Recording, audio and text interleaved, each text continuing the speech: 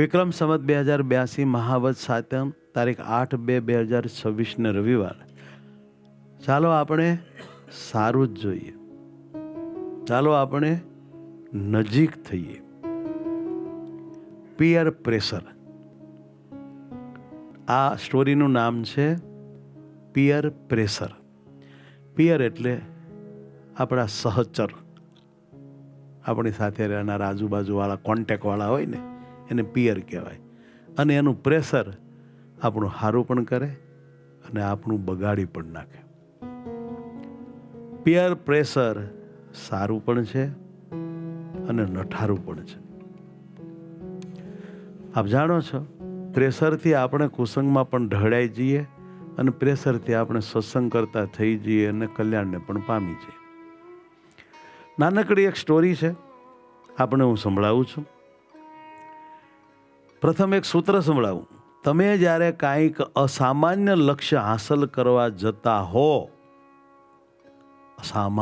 અસામાન્ય લક્ષ્ય જિંદગીમાં તમે પ્રાપ્ત કરવા માટે તૈયાર થયા હો, ત્યારે સામાન્ય લોકોની વાતોને લક્ષ્યમાં લેવી નહીં. કારણ કે ટીકા ટિપ્પણી હંમેશા રમનારની થાય છે, પ્રેક્ષકની નહીં. તમે જ્યારે રંગમંચ ઉપર હો છો ત્યારે તમારા વખાણ પણ થાય અને ટીકા પણ થાય. અને તમે જ્યારે પ્રેક્ષક બનીને બેઠા હો ત્યારે ન તો તમારા વખાણ થાય ન તો તમારી ટીકા થાય.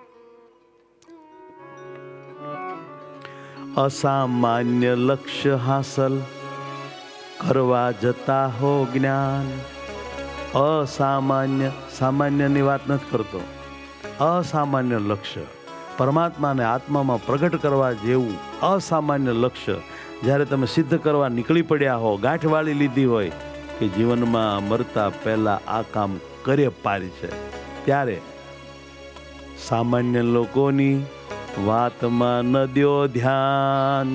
સામાન્ય લોકોની વાતમાં ન દ્યો ધ્યાન. આ તો પોતાના જ કીર્તન ગાય છે. નંદ સંતોનો મહિમા ઘટાડ્યો એને તો. એનું ગાય બોલો, ધ્યાન નહીં દેવાનું. હું કીધું ધ્યાન નહીં દેવાનું. નંદ સંતોએ પોતાના જ ગાતા હતા મોટે ભાગે. પછી કે લ્યો, એને તો ઘરો ઘર પૈસા રળવા સારું પૂતળા કરીને વેચ્યા, પૂતળા પૂજાવે છે. ધ્યાન નહીં દેવાનું. આપણે અસામાન્ય લક્ષ્ય પ્રાપ્ત કરવા નીકળ્યા છીએ. ખ્યાલ હવે તમે કે લો, આ તો આચાર્યને માનતા નથી, વખાણતા નથી. ધ્યાન નહીં દેવાનું.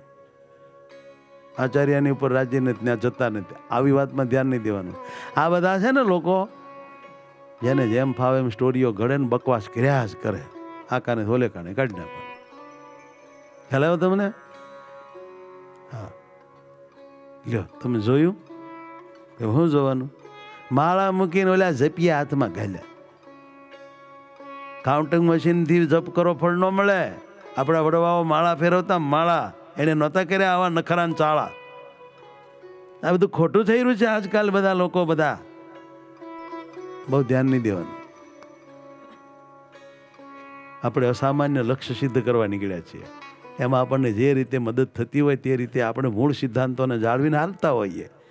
એને આપણી હરે ઈર્ષા હોય, કોઈ તકલીફ હોય, ક્યારેક આપણે એનું નો હચવાનું હોય, એની એને દાય જ હોય, એટલે ગમે એમ બકવાસ કર્યા કરે. ધ્યાનમાં લેવું નહીં. આપણે આપણું જોવાનું. તમે આમ પૂજાવો છો ને, તમે આમ મનાવો છો ને, તમે આમ મોટા થઈ ગયા છો ને, જી બહુ સાંભળવાનું નહીં. આપણે અહીં જોઈ લેવાનું. આપણે એવી બધી વાસના છે કે નથી? નથી. આપણને પૂજાઓ, કાર પહેરવા એ બધું ગમે છે કે નથી ગમતું? આ તો ભક્તોનો ભાવ હોય તો પહેરીએ છીએ. બાકી આમાં રસ કોને છે? રસ તો મૂર્તિમાં છે. તો પછી ચિંતા નહીં, બોલવા દો ને. હે પછી કોઈક કે ભાઈ તમને બધા બહુ માને, તમે બહુ મનાવશો. ભાઈ મનાવતા નથી, માને છે. તો જા ના પાડીએ ન માને. બીજું શું કરવું? એની વાત ધ્યાનમાં નહીં લેવાની. તને કોઈ માનતું નથી એટલે તને પેટ દુખાવો થાય. બીજું છે હું આમાં? હે પછી જો એ નહીં ધ્યાનમાં લે. એટલે આ બધા લોકો તમને જ પૈસા હાલે, બહુ બધા પૈસા દઈ જાય છે, દઈ જાય છે. તમે ક્યાં કહી છે કે અમને જ દો, પણ દઈ જાય છે. તમારે જ્યાં મોક્ષ છે એટલે ભાઈ અમે કાંઈ કહેતા નથી, ત્યાં મોક્ષ છે, બધે મોક્ષ છે, જાઓ ને જ્યાં લેવો ને એટલો. ઉપાધિ કરોમાં શાંતિ રાખો, શાંતિથી પ્રભુ ભજો, શાંતિ પ્રભુ ભજવા દો, નહીં બધી માથાકૂટમાં પડવાનું. કારણ કે આપણે અસામાન્ય લક્ષ્ય ઉપર ધ્યાન દેવાનું છે. આપણે મરતા પહેલાં જે કામ કરવાનું છે એ થઈ જવું પડે તો જ આપણને મરવું મીઠું લાગશે. નહીંતર છેલ્લે એમ થશે કે સાલું કરવાનું હતું એમાં ધ્યાન ઓછું દેવાનું, ને જેની જરૂર નહોતી એમાં સમય જાજો ખર્ચી નાખ્યો અને કામ સાલું બાકી રહી ગયું. મરવાની મજા નહીં આવે. ભગવાનના થયા છીએ, ભગવાનને ભજીએ છીએ, ભગવાન અંતકાળે તેડી જશે, ધામ આપશે. પણ આયુષ બાકી હોય ત્યાં આપણી મુક્તિ પાકી થઈ જાય ને એને ડંકો વગાડ્યો કહેવાય. શું કર્યું કહેવાય? ક્યારે આયુષ બાકી હોય ને મુક્તિ પાકી થઈ જાય ત્યારે. માટે આપણે આપણા લક્ષ્ય પર ધ્યાન દેવું. હું આ વાત તો છે ને લૌકિક કરવા બેઠો છું, પણ મારા મગજમાં અલૌકિકતા બધી ભરી છે તો વાત બધી એવી આવી કરે છે. જો ભાઈ અસામાન્ય લક્ષ્ય હાંસલ કરવા જતા હો જ્ઞાન, ત્યારે સામાન્ય લોકોની વાતમાં ન દ્યો ધ્યાન. મુફલીસ જનની વાતને ગણવી જ નહીં જરાય. જ્ઞાન પોતાના લક્ષ્યને વળગી રહેવું સદાય. જ્ઞાન પોતાના લક્ષ્યને વળગી જ રહેવું સદાય. આગે બધો આ એક નાની વાર્તા.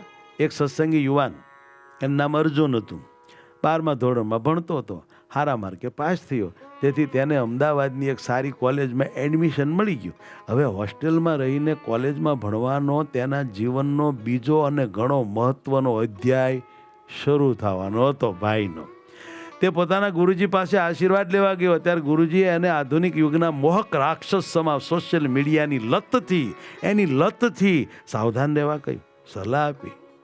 ઉપયોગ હોય તો એનો ઉપયોગ કરાય, પણ જોજો એ આપણને બાંધે નહીં, ખબરદાર રહેજો, એવી ગુરુજીએ સલાહ આપી. અર્જુને આ વાતને તરત જ સ્વીકારી લીધી. અર્જુન માટે અમદાવાદમાં કોલેજનું વાતાવરણ અત્યાર સુધી માણેલા સત્સંગના વાતાવરણથી તદ્દન વિપરીત હતું. અહીં વિદ્યાર્થીઓ પ્રાય સોશિયલ મીડિયાના રીલ્સ અને વેબ સિરીઝના એપિસોડ્સની ચર્ચા જ કર્યા કરતા હતા. અરે યાર, ફલાણી સિરીઝ જોઈ, આહા, તેનો બીજો પાર્ટ જોયો, આહા ભાઈ ગજબનો છે. અરે ભાઈ, આ રીલ પર કેટલા મિલિયન યુઝર, આમ જો, આ ખબર છે કેટલા વ્યુઅર્સ. આવી વાતો કોલેજના કેન્ટીનથી લઈને ક્લાસરૂમ સુધી ગુંજતી હતી. આ નવો કોલેજ અને આ બધી ચર્ચાઓમાં મૂંગો સાક્ષી બનીને બેસી રહેતો. ધીમે ધીમે તે મિત્રોના વર્તુળમાંથી અર્જુન આપોઆપ બહાર ફેંકાવા લાગ્યો. થાય આવું ક્યારેક તો ઓ ભગત, તને ક્યાંથી ખબર હોય કહીને એની મજાક ઉડાડવામાં આવતી. બોલો, ધીરે ધીરે તે વિચારવા લાગ્યો કે સમાજમાં જીવવા માટે આ આધુનિક દુનિયા વિશે થોડું જ્ઞાન તો હોવું જ જોઈએ. આ બધા લોકો કેવી બધી વાતો કરે છે, નોલેજ, જનરલ નોલેજ, મને કાંઈ મેં જોયું નથી, ખબર નથી. હવે આને પોતાને વિશે હવે નાનપ મનાણી. સત્સંગની મોટાઈની એ વાત ભૂલી ગયો. જગતની મોટાઈથી મોટાઈ હોય એમ માન્યું ને એને એમ થયું કે સાલું આપણે થાવ અભણ ને જરા કાંઈ જાણતા નથી, એવા આ લોકો માને છે. થોડુંક આપણે એની સામે સ્માર્ટ રહેવું પડે. શરૂઆતમાં તો અર્જુને સોશિયલ મીડિયા અને વેબ સિરીઝથી પોતાની જાતને દૂર રાખી હતી, પરંતુ સમય જતાં કોલેજના વિદ્યાર્થીઓના પિયર પ્રેશરથી તેણે ગુરુદેવની આજ્ઞાને બાજુ પર મૂકી દીધી, ભૂલી ગયો હવે. અને ધીમે ધીમે સોશિયલ મીડિયાની ચકાસણી શરૂ કરી. પહેલાં તો શું છે હું નહીં જાણવા સારું બધું જોયું. એક રીલ, પછી બીજી રીલ, પછી ત્રીજી રીલ, એક એપિસોડ, બીજો એપિસોડ, પછી આખી સિરીઝ. હવે તેને એવું લાગ્યું કે દુનિયા સાથે જોડાઈ રહ્યો છે. મિત્રો સાથે તેની વાતો થવા લાગી, મજાક મસ્તીમાં તે પણ ભળવા લાગ્યો બધામાં. કુસંગ લાગ્યો. કુસંગીના સંગની તો અસર થાય જ જ્ઞાન. કુસંગીના સંગની તો અસર થાય જ જ્ઞાન. ગમે તેવા ભક્તને પણ, અરે ગઢા ડોહા ડોહીને પણ ત્યારે ન રહે ભાન, ત્યારે ન રહે ભાન. માટે એના સંગથી જ્ઞાન દૂર રહો તો જ માટે એના સંગથી જ્ઞાન દૂર રહો તો જ સુસત્સંગી રહી શકો. સુસત્સંગી એટલે સારા સત્સંગી. કુસંગીઓથી દૂર રહો, કુસંગથી દૂર રહો તો જ સારા સત્સંગી રહી શકો, સારા સાધુ રહી શકો. અને જો સારા રહી શકો તો પામી શકો હરિમોજ, પામી શકો હરિરૂપી મોજ. ધીમે ધીમે સમય ક્યાં પસાર થઈ ગયો, સમય ક્યાં વયો ગયો એની એને ખબર જ પડતી નહોતી. લેપટોપ અને મોબાઈલ જાણે એને જકડી રાખતા હતા ભાઈને. પછી આ તો ભાઈ નહોતું થયું બોલો, એટલે એને તો બહુ અંદર પડી જવાનું. હવે અભ્યાસમાં તેનું ધ્યાન લાગતું નથી, તેનું મન ક્યાંય બીજે જ ભટકતું રહેતું હતું. તે સતત એક અશાંતિ અનુભવવા લાગ્યો. મજાની મીઠી શાંતમય જીવન એનાથી જાણે દૂર થઈ ગયું છે. હવે નકરી લાલસાવાળું વાસનાવાળું જીવન એને અંદર ખદબદ ખદબદ થવા લાગ્યું. બીજે જ મન ભટકતું રહેતું. તે સતત એક અશાંતિ અનુભવવા લાગ્યો. કુસંગી મિત્રોની નજીક જવાની લાલચમાં તે સત્સંગથી પણ ધીરે ધીરે દૂર થવા લાગ્યો સાહેબ. અને સાંભળો, ખોટી દિશામાં ભરેલું એક પગલું તમને તમારા લક્ષ્યથી હજારો માઇલ દૂર કરી દેશે. ફિર સે સુનાવું, ખોટી દિશામાં ભરેલું એક જ પગલું પણ મને તમને આપણા લક્ષ્યથી હજારો માઇલ દૂર કરી દે છે. ખોટી દિશામાં ભરેલું એક પગલું પણ જ્ઞાન, ખોટી દિશામાં ભરેલું એક પગલું પણ જ્ઞાન, તમને તમારા લક્ષ્યથી, તમને તમારા લક્ષ્યથી બહુ દૂર કરે નિદાન, બહુ દૂર કરે નિદાન. હા બહુ દૂર કરે નિદાન, બહુ દૂર કરે નિદાન. ખોટી દિશામાં ભરેલું પગલું સારું નથી. મહાભારતનું રાજ્ય હસ્તિનાપુરમાં બહુ સરસ રીતે ચાલતો. સંતનું રાજાએ ખોટું પગલું ભર્યું, પછી બધી બિલ્ડિંગની ઈંટો ત્રાહી ત્રાહી થતી ગઈ. પરિણામે પ્રથમ સેમિસ્ટરમાં સારા માર્કસથી પાસ થનારો અર્જુન બીજા સેમિસ્ટરમાં 2 વિષયમાં ફેલ થયો. જો ગઈ ભેંસ પાણીમાં. આ વાતની જાણ થતાં તેના મા બાપ દુઃખી થઈ ગયા અને તેમણે સંતોને આ બાબતે જાણ કરી કે સંતો, મારો છોકરો 2 વિષયમાં ફેલ. કેમ જે આર્થિક સ્થિતિ નબળી હોવા છતાં તે અર્જુનને સારી કોલેજમાં ભણાવતા હતા બિચારા ડોહાડોહી. અર્જુનના સાક્ષી સંત અર્જુનને મળ્યા અને તમામ હકીકત પૂછી. અર્જુનને પણ દિલમાં ભાવ હતો સંતો પ્રત્યે, એટલે નિખાલસપણે પોતે પિયર પ્રેશરમાં આવી સોશિયલ મીડિયા અને વેબ સિરીઝમાં ફસાયો હોવાની કબૂલાત કરી. માયનો એટલો હારો, સાચા સંતની આગળે નિખાલસ જો થઈ જાવ, એ સાચા સંતની આગળે નિખાલસ જો થઈ જાવ. જ્ઞાન નીચે સંત કૃપાથી, તો જ્ઞાન નીચે સંત કૃપાથી વિઘ્નથી ઉગરી જાઓ ભક્તો, વિઘ્નથી ઉગરી જાઓ. સંતે એને પ્રેમથી સમજાવ્યો, બેટા અર્જુન, ખોટું તો થઈ ગયું છે. બેટા તારા મા બાપનો વિચાર ન આવ્યો, બેટા તને ગુરુજી યાદ ન આવ્યા, અમારી કોઈની શરમ વડીલ ભક્તો સમર્પિતોની કઈ આડી ન આવી. બેટા દુનિયાને સારું લાગે તે રીતે જીવવાનું હોય, બોલ. ના જીવાય સ્વામીજી, એ રીતે ન જીવાય. તને ખબર છે અર્જુન, દુનિયાને રાજી કરવી અશક્ય છે. દુનિયાને રાજી કરવી અશક્ય છે. એક રાજી થાય બીજો કુરાજી થાય, એ જ વાતથી. તમે એક હારો સૂટ પહેરો ને તો 2 રાજી થાય ને 2 કે આવો હું વાજા વગાડે એવો પોપટીયો પહેર્યો. દુનિયાને રાજી કરવી અશક્ય છે, પણ હરિવરને રાજી કરવા શક્ય છે. સંતોને રાજી કરવા શક્ય છે. યાર, શક્ય હોય એ કરાય, અશક્ય હોય એમાં દુઃખી થઈને પડાય નહીં. જો સામાન્ય માણસો સાથે પોતાનું જીવન સરખાવ્યા કરીએ તો ક્યારે અસામાન્ય સિદ્ધિ પ્રાપ્ત કરી શકાય જ નહીં. ગજબની વાત કરીને, સામાન્ય માણસો સાથે પોતાને સરખાવ્યા કરીએ તો અસામાન્ય સિદ્ધિ પ્રાપ્ત ન થઈ શકે.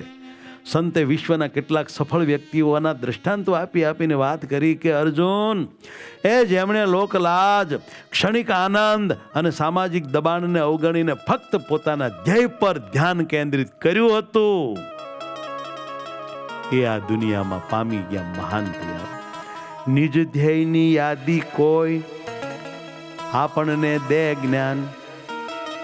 નિજ ધ્યેયની યાદી કોઈ આપણને આપણું લક્ષ્ય યાદ કરાવે.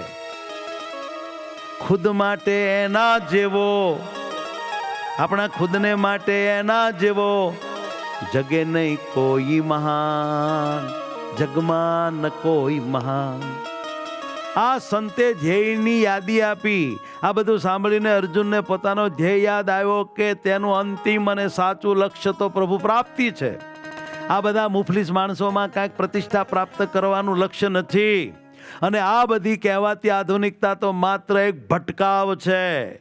અર્જુને હવે મક્કમ મને નિર્ધાર કર્યો કે કોઈ મિત્રની મજાક કે કોઈ સામાજિક દબાણ કે નવી વેબ સિરીઝને ધ્યાનમાં લીધા સિવાય લક્ષ્ય પ્રાપ્તિ માટે સંતોની ગુરુજીની આજ્ઞા મુજબ જ જીવવું છે. કરી નાખ્યો ઠરાવ યાર. માણા હતો મજબૂત. તેણે સોશિયલ મીડિયાના એકાઉન્ટ્સ તથા વધારાની એપ્લિકેશનો ડિલીટ કરી અને પોતાના અભ્યાસ તથા સત્સંગમાં તે લાગી ગયો. તે ફરીથી પહેલાંની જેમ જ કથા, વાર્તા, યુવા સભા અને સેવામાં નિમિત્ત થઈ ગયો. તે સંતોની વધારે ને વધારે નજીક રહેવા લાગ્યો. સંતોના શબ્દોના બળને કારણે હવે તેને મિત્રોની મજાકના શબ્દો કંઈ અસર કરતા નહોતા. વેબ સિરીઝ વગેરે હવે જોવા મન લલચાતું નહોતું. તેને હવે ભગત શબ્દ અપમાનજનક નહીં પરંતુ આનંદપ્રદ અને સન્માનજનક લાગવા લાગ્યો. પોતાના લક્ષ્યની સ્મૃતિ કરાવનારો લાગવા લાગ્યો. ધીમે ધીમે અર્જુને શ્રેષ્ઠ અભ્યાસ કરીને ખૂબ જ સારી રીતે પોતાનું કેરિયર સેટ કર્યું અને આધ્યાત્મિક પ્રગતિ પણ કરી. મા બાપને, કુટુંબીને રાજી કર્યા. સંતોનો, ગુરુજીનો આશીર્વાદ લીધો. ભૂતકાળમાં અર્જુન કોલેજના જે મિત્રો જેવા બનવા પ્રયત્ન કરતો હતો તે લોકો આજે અર્જુનનું જેવું સર્વાંગી સફળ જીવન જીવવાની અભિલાષા રાખતા થઈ ગયા. એ જેના જેવા થવા મતતો હતો એ લોકો આ એટલો બધો ભણીને પારંગત થયો, મહાન થયો, પ્રતિષ્ઠિત થયો, તો ઓલા બધા હવે આને આદર્શ માની જીવવા માંડ્યા. આટલો ફેર પડી ગયો. સમજી ગયા ને? એ લોકોની માન્યતા જીતવા માટે તમારા સિદ્ધાંતોનું બલિદાન ન આપો. ડાયલોગ યાદ રાખો. લોકોની માન્યતા જીતવા માટે, માને કે ન માને, હું એની માન્યતાનું કામ છે આપણે. આપણા સિદ્ધાંતનું બલિદાન ન અપાય. જો તમે લક્ષ્યને વળગી રહેશો તો આજે જે લોકો તમારા પર હસે છે ને, કાલે એ જ લોકો તમારું અનુકરણ કરશે, તમારી વાતો બધાને કરશે, તમારું આખ્યાન લક્ષ્ય ગાશે. માટે પ્રભુ પ્રાપ્તિના ધ્યેય ઉપર અડગ ચાલતા રહ્યો. નિજ લક્ષ્યને જો તમે વળગી રહેશો જ્ઞાન. નિજ લક્ષ્યને જો તમે વળગી રહેશો જ્ઞાન. નિજ લક્ષ્યને જો તમે વળગી રહેશો જ્ઞાન. નિજ લક્ષ્યને જો તમે વળગી રહેશો જ્ઞાન. તમ પર હસનારા અંતે, તમ પર હસનારા અંતે, અરે તમ પર હસનારા અંતે, તમ પર હસનારા અંતે, તમને કહેશે મહાન ભક્તો, તમને કહેશે મહાન, તમને કહેશે મહાન ભક્તો, તમને કહેશે મહાન, તમને કહેશે મહાન, તમને કહેશે મહાન. સહજાનંદ સ્વામી મહારાજની